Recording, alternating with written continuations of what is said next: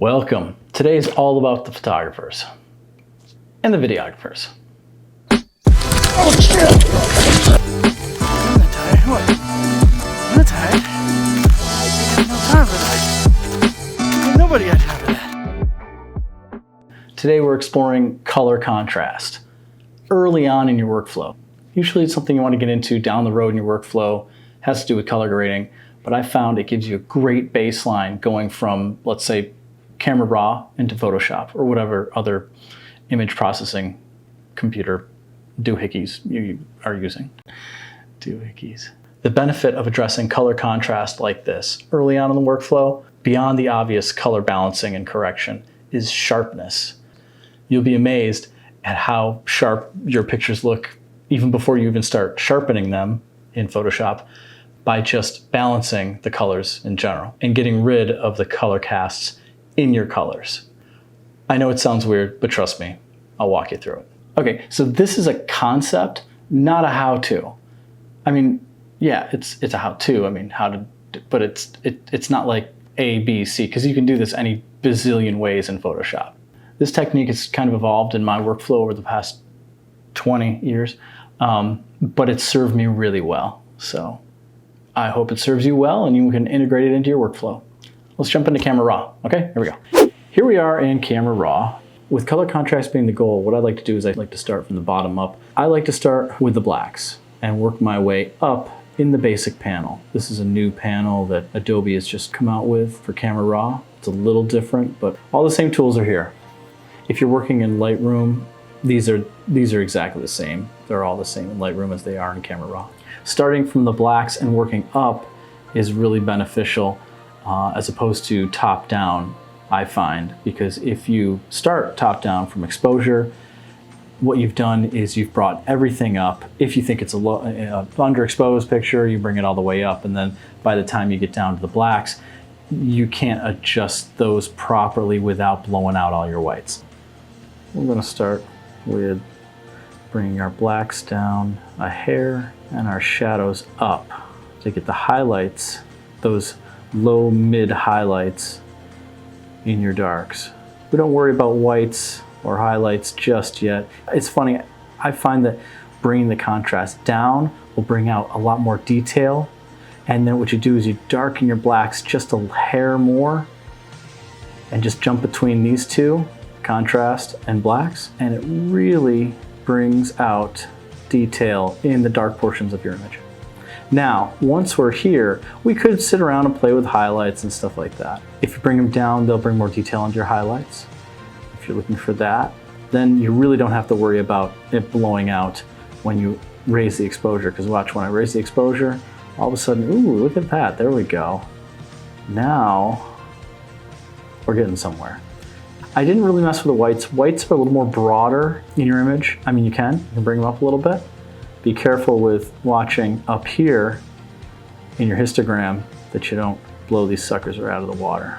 When I shoot landscape photos, I end up with, here, I'll show you just a quick before and after just right now. You can see the before, you can see the after. You end up with a haze because I'm shooting from so far away. And this is where the color contrast comes into play, is that when shooting landscapes, inherently you're going to get atmosphere in the photo. I mean, it's obviously there's atmosphere between you and the subject. That atmosphere refracts blue light. You're going to get a blue hue to most everything in the picture. So that's what we're correcting for. And once you can take that blue hue out of everything, you're going to get a much sharper picture. Okay, so from here, I'm not going to screw with these right now. What I'm going to do is I'm going to jump over to Color Mixer here. Here we're going to make global changes. So we're going to start with saturation. We're going to bring the blues down just a hair. And that'll start, you'll see, unfortunately that takes it kind of out of the skies, but don't worry about that. That's definitely going to change later if you wanted to. You can definitely make that sky a lot bluer. You can do all sorts of fun things with the sky in Photoshop. We're not worried about that right now. Really what we're worried about here is the snow, the rocks, the trees, because everything in here has blue in it. You say, wow, rocks don't have blue. Yeah, they do. Green doesn't have blue in it. Actually, it does.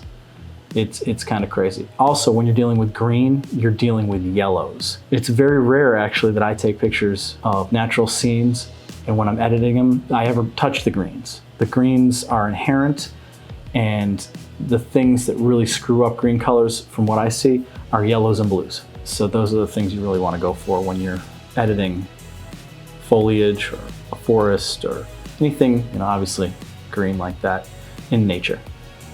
So moving on, here we go. Purples and magentas are really big components of color in rocks. I bring the purples all the way down, and I don't know if you can just see it. I don't know if you can see it through the YouTube.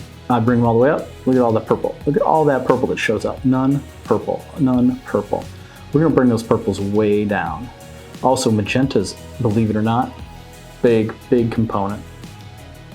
See, all the way up, all the way down, all the way up, all the way down. Yeah, you can actually see there's a cast of magentas. Now, for a lot of photos, you might want to keep those. I find that when I'm editing landscape photos, I will really want to try to get down to the crux of the colors. Which color is that primarily? What's the dominant color of these rocks? Or what's the dominant color of this forest? Or what's the dominant color in the glacier? Now, in the glacier, obviously white, but you can't just have just white. There's a lot of aquas or cyans in, you can see them, I bring them up, see all of a sudden right in here, when I bring these all the way up, you'll see them, there it is. So you're dealing with colors in colors or colors in shades. Right now, this is where I kind of want to be for this. From there, let's skip up to our yellows. You'll notice, bring up the yellows. See in here? Look at all that yellow. Look at all the yellow here. Look at all the yellow that comes out in there, right? So this is not something you want to take out because it just takes away from the photo. It detracts from the photo. We're not looking to do that. We'll just keep those right in for now. Now, oranges, I'll bring them up. You'll see a lot in the rocks, but you'll also see it down here. You'll also see it back up in here. So we really aren't looking to desaturate those completely. We want to keep some drama in the rocks. We want to keep some drama in the greens. Let's paint several little happy trees. Now you'll notice I have not mentioned sharpening. That's because this whole tutorial here is all about the concept of not having to sharpen or sharpen at the very last moment of your workflow. Well, congratulations, you've made it this far. I know it might not be easy. I bore myself sometimes. We're gonna wrap it up with one more concept that ties everything together. But I just want to take this opportunity to let you know the reason that I haven't posted in quite some time is because, yes, I have fallen prey to the COVID-19, and well, I did, and it's taken me 6 weeks to finally crawl up out of that hole. So I'm looking forward to being a lot more consistent, and I have a lot more stuff coming up. Some for the photographers, some for the aviation nuts, everything for the adventurers. So stay tuned. Like, subscribe, help me out, throw me a bone, all that good stuff. And I will keep bringing you this fun and interesting, hopefully interesting content. Yeah. Back to it. Here we go. The last section of this tutorial is going to be about one adjustment layer that's going to bring this all together, okay? It's going to be all about selective color adjustment layer. From here, what we want to do is we're going to work with the whites. This is really important. The whites, neutrals, and blacks that you see down here are really what we're going after. This is the crux of the whole color contrast because it allows room for all the other colors to come through, okay? If you can balance your whites and your blacks, you've got it covered, okay? Because then all of a sudden your blues, your greens, your yellows, magentas, everything else has the room to move. That's why you saw me take out the reds, magentas, and purples in the rocks beforehand while in camera raw, allowed the other colors to come through. So in the whites, we know we have blue in there. Now, what we need to do, we need to make the blues crisper, dropping the yellows. Basically, we're cleaning up the whites so that the whites are white. Now, I do want to keep some of that cyan in there because that's just really cool. That is a fundamental color of glaciers. I don't know if you've ever had the opportunity to walk up to a glacier, but that is the most amazing color in a glacier. So we want to keep it. So what we can do is we can emphasize that cyan, but not too much, because you can see it goes, and you'll see there's magentas in here. When I push that cyan up, it takes those magentas out. Now bring it down, you can see how much red is in the whites. This is the crux of color contrast and fixing the color contrast, allowing the white to be white and not color casted. So we're gonna bring these up. Over that, we wanna push just a little cyans into them. Magentas, you can see there's the greens, there's the magenta.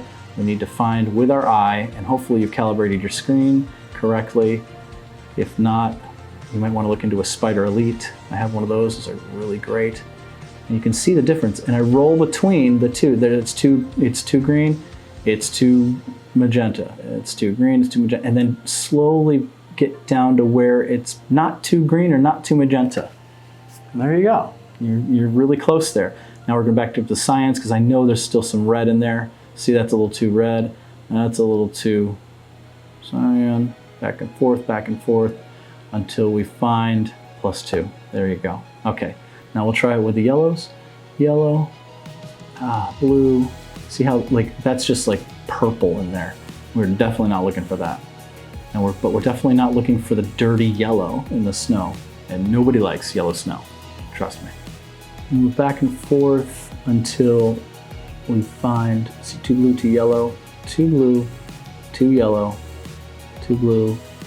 It's where you can notice when the color comes in. You want to back it off from that. So I can see that that's too much. Now I'm looking in the snow, I'm looking in the glacier up here for that. Now black, it's just going to lighten and darken these colors within the whites. Moving on, what we're going to do is we are going to get into the neutrals, because the neutrals are in here. You can see these are a little color casted. We want the color contrast to pop through, so we need to desaturate these to allow the cyans to be the dominant color in the glacier. So here is the crux of the entire video right here, and it falls in cyans under the neutrals. If you move the cyans, which are predominant throughout this image, to the left, you're going to introduce reds. If you move it to the right, you're going to obviously introduce cyans. Now, hopefully, you've allowed in the whites the cyans to come through enough so that we can bring the reds in just a hair. I mean, this is -4. Yeah. We don't want to go any further, because now it just looks like Colorado Red Rocks. We're not looking for that. Just enough so that look at how those reds, when they come in, it doesn't color the snow, but it just brightens up the rocks. The red just brightens up the rock. -4, perfect. Just enough to let it pop. Yeah, I hate that word too. Well, there you have it. Color contrast. It's all about getting those casts of your unwanted colors out of your predominant colors, and it allows the image to pop without sharpening, without going in and having to crank up that sharpening slider. You can make an awesome picture even better just by defining your colors in the image. Remember, this is a concept. You can do this a million different ways. So if you have another way, please let me know about it. I would love to integrate it into my workflow. Please comment down below. Let me know what you think. Like, subscribe, I appreciate it. Thank you so much, and we will see you on the next one. Goodbye.